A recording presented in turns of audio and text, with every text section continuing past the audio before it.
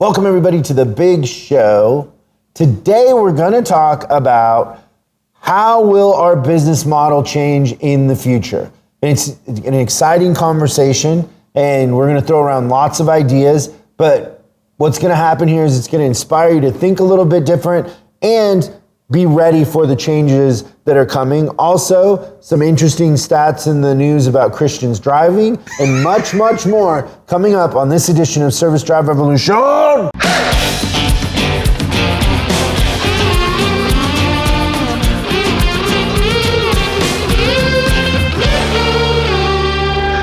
Before we get to the subject of today, which I love to talk about, streams of income and business models, we've missed you here, Christian.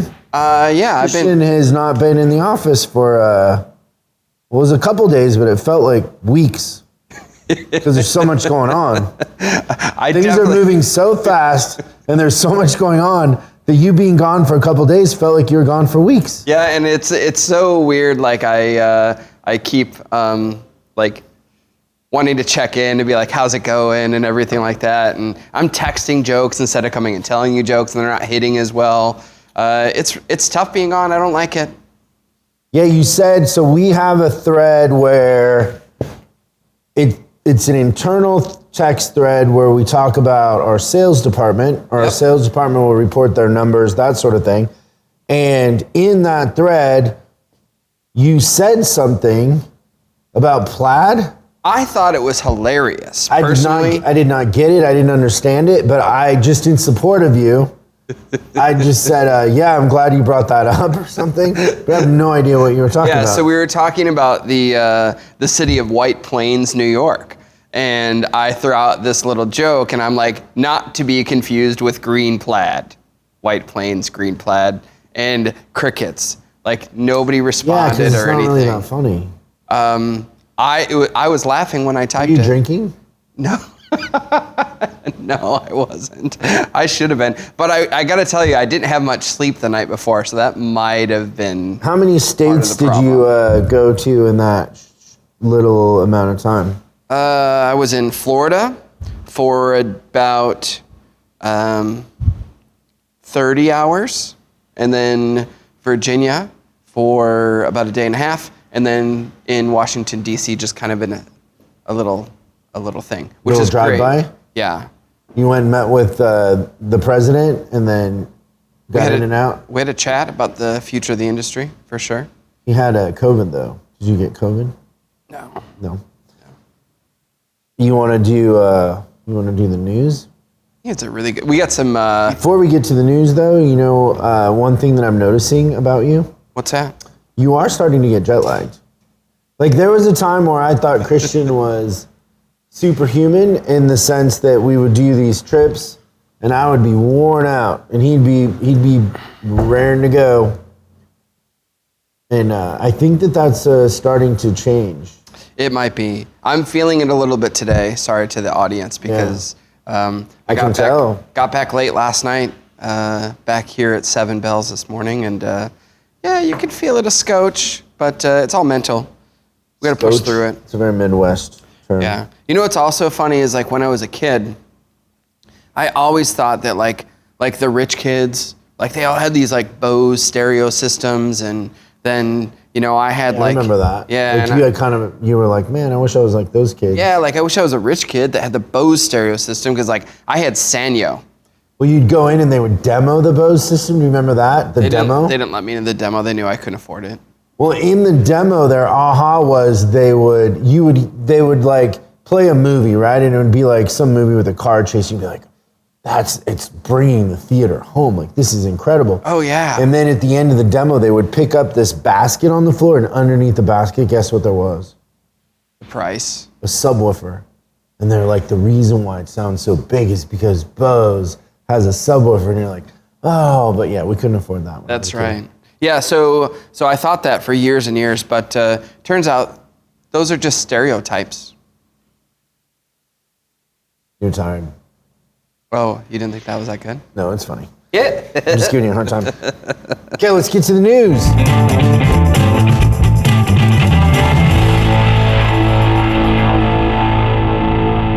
This is a really funny news article. So the Sinaloa, the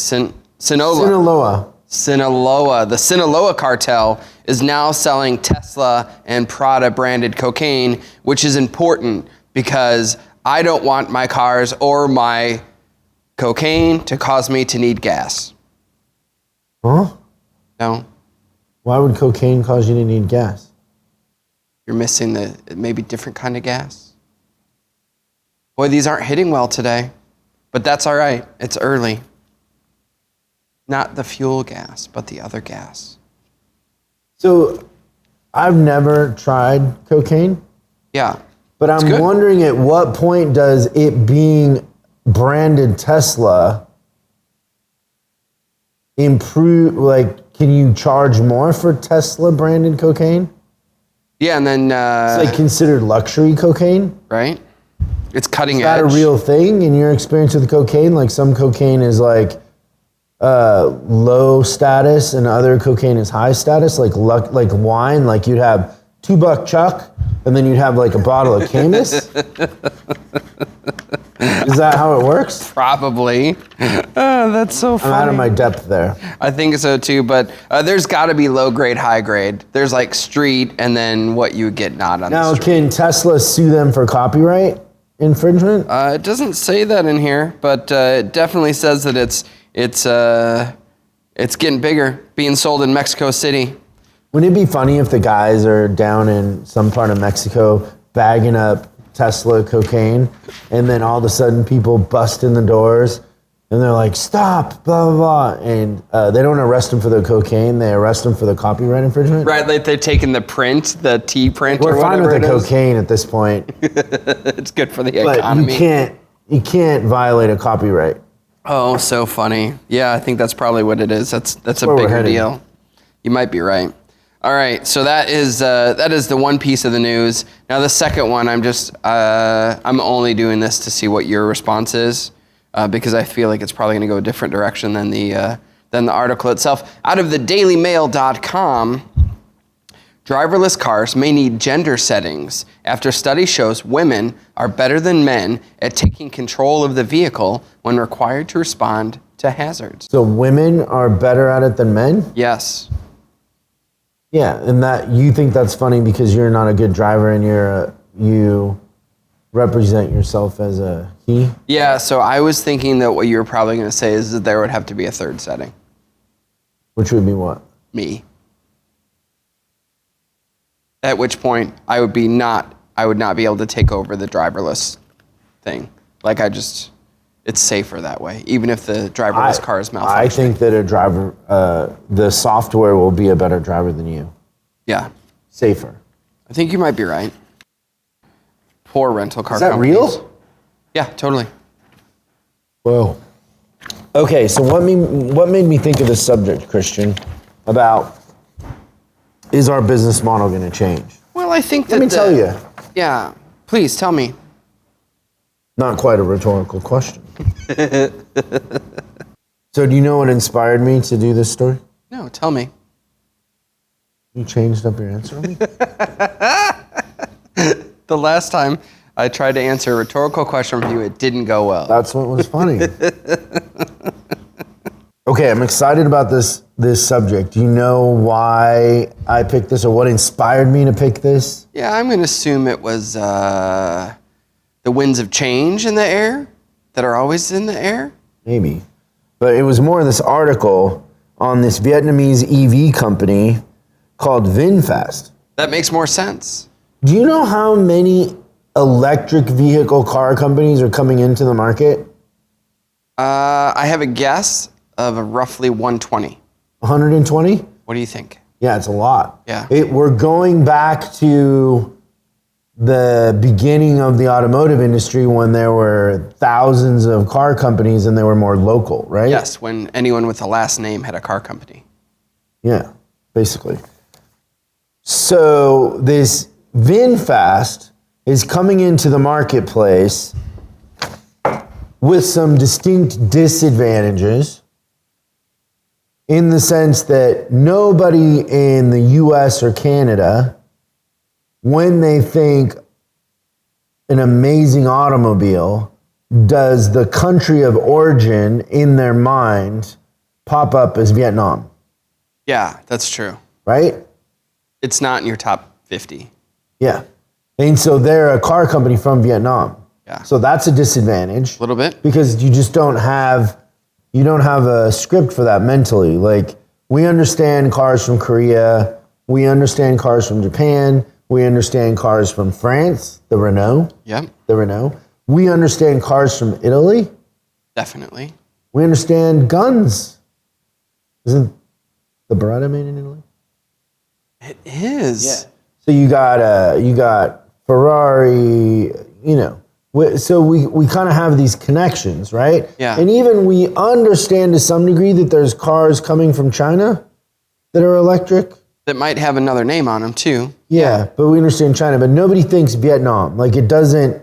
So that's a distinct disadvantage that in the marketplace, to get somebody to spend $40 or $60 or $100,000 on a car that has, the company has no infrastructure, so there's no service departments, there's no history, there's no brand recognition.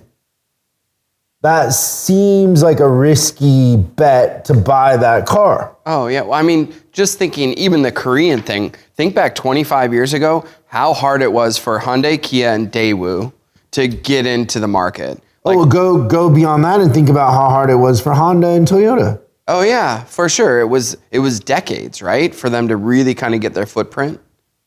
Oh, yeah. And in the beginning, I don't know if you remember this, but their quality wasn't that great. I don't. I think it was a little bit before my time.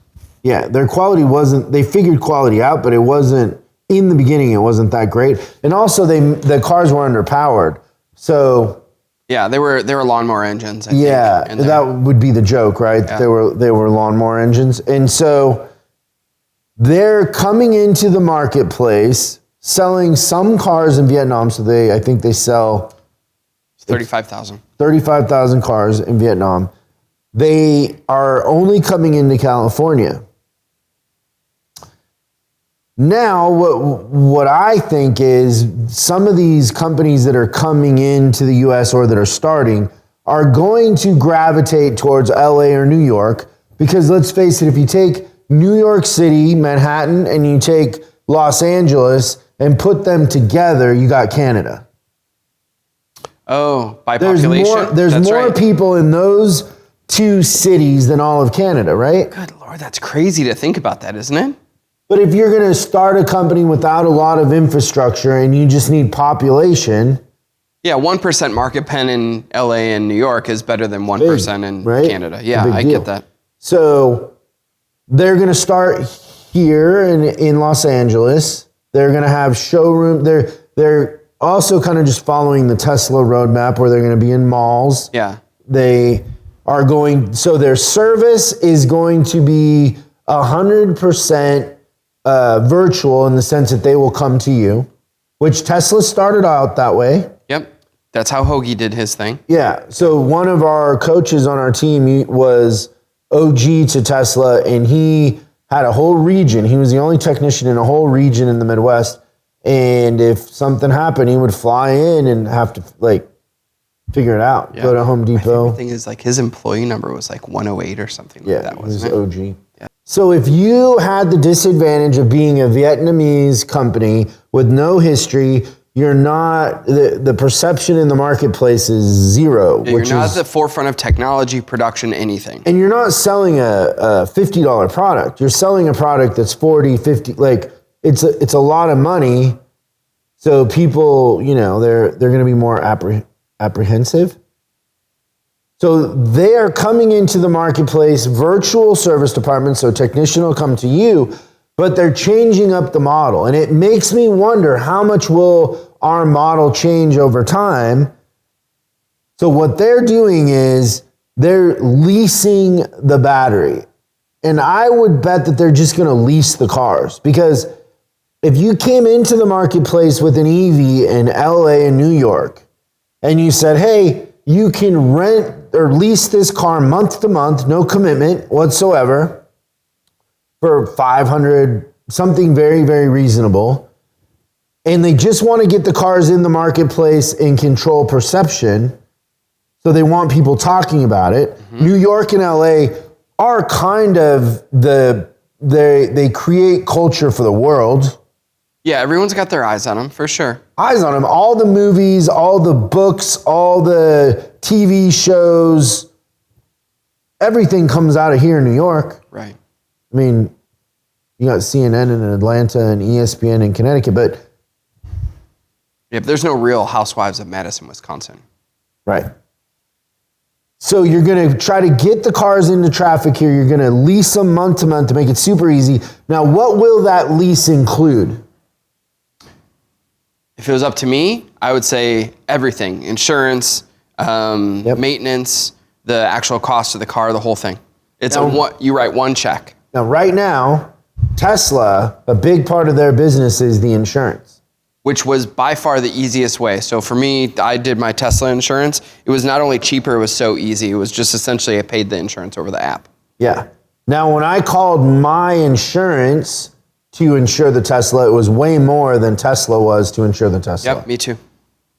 And so if you understand how insurance works is you take the money in, and this is the same for extended warranty. So I've worked with and set up extended warranties or paint and fabric protection where it's an in-house thing. So it's self-insurance is what they call it. Now, most of the time when you do this, let's say you collect $3,000 for an extended warranty, maybe $1,500 of it goes to the actual insurance of it. 200 and something will go to the reinsurance and the administration of it. Yep. And so when it's all said and done, maybe on $3,000, you got $1,200 that's going to the insurance. Now you invest that money, and I've had it before where my income from the return on the investment of the money more than paid the claims. Okay. But the other thing you can do with that money is you can borrow against it. So it's like a bank. So instead of investing it, you can say, I want to loan myself that $500,000 and I'll pay 4% interest. I'll pay a fair interest rate on it.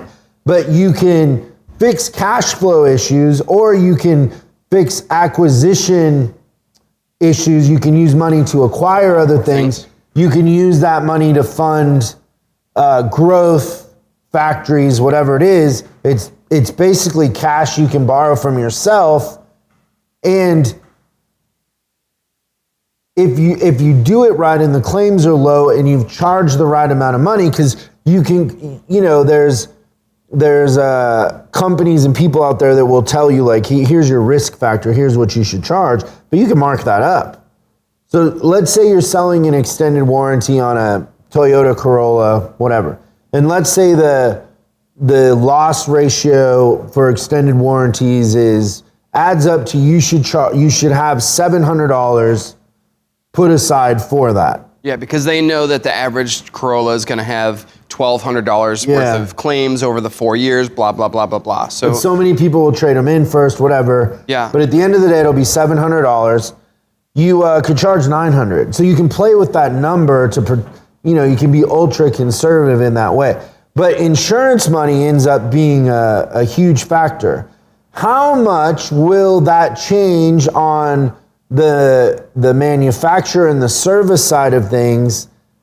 That will we start including insurance? Like, will we look at the repairs and maintenance on a car more like insurance than having the customers pay out of pocket going forward? Because that's what these EV companies are going to do.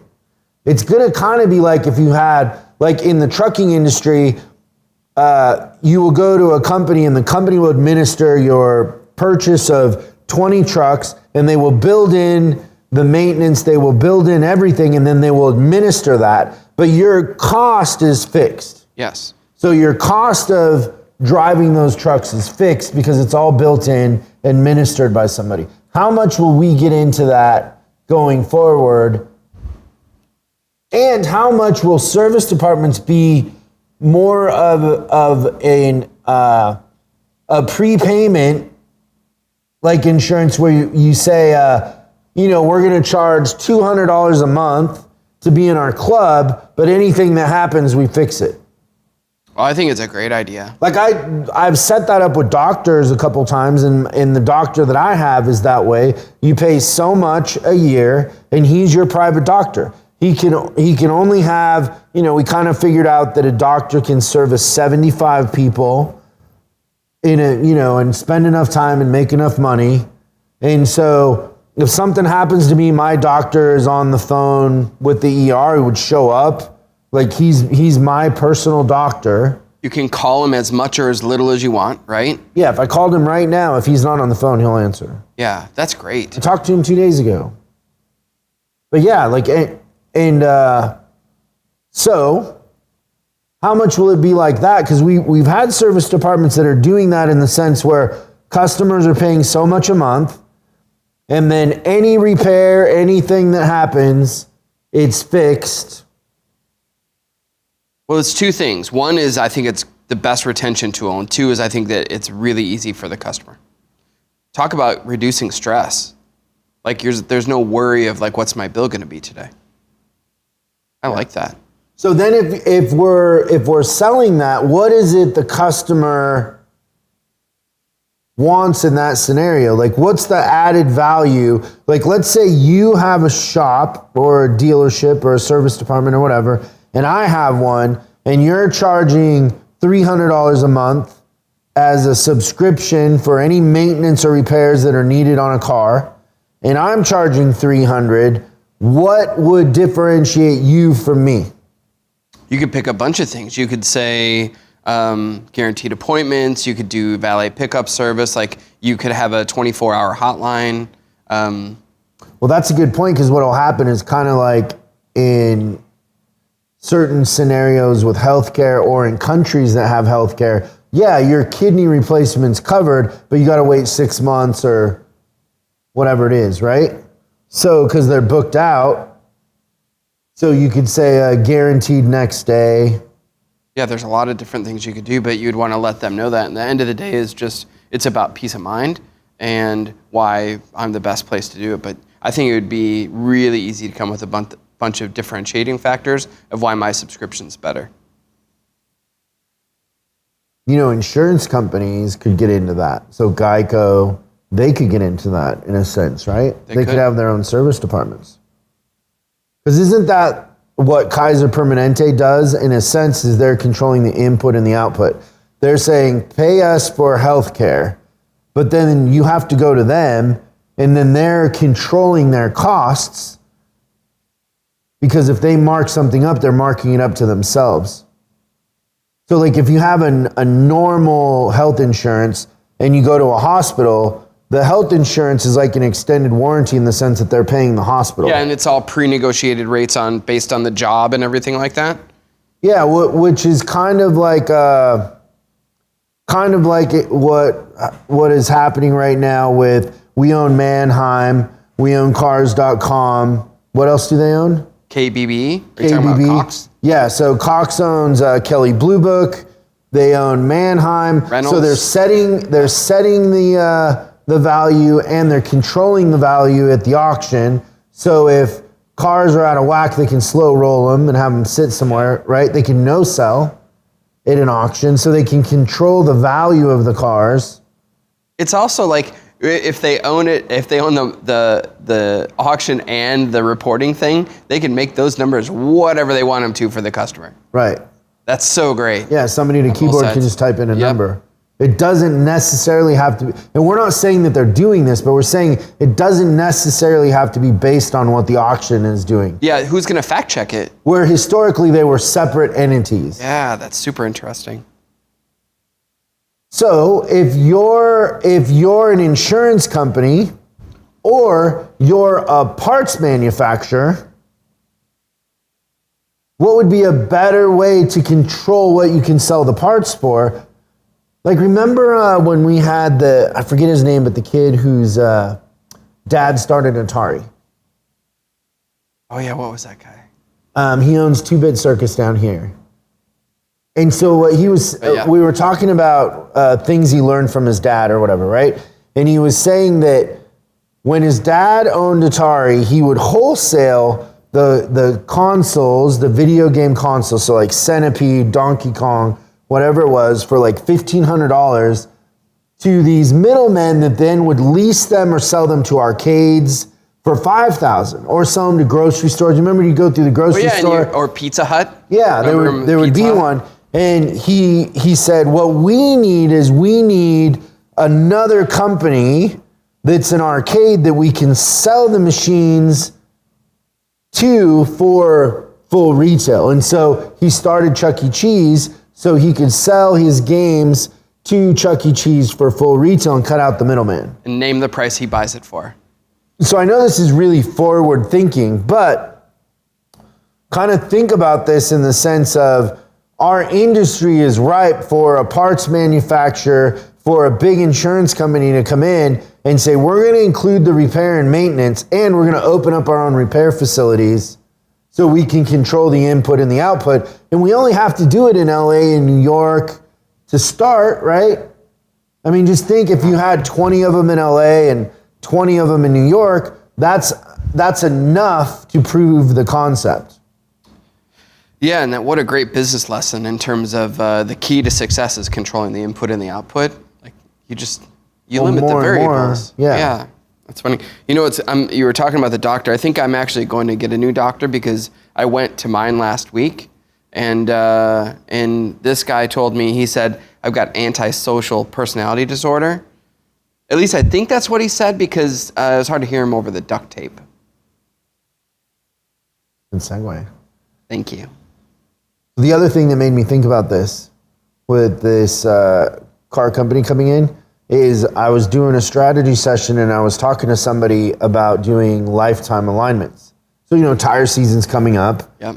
And oftentimes what happens to a lot of service departments in the northern part of the country where snow is an issue and you have winter tires is they will have a huge influx of customers to get the winter tires put on, and they'll have a huge influx of customers to get the winter tires taken off. Yes.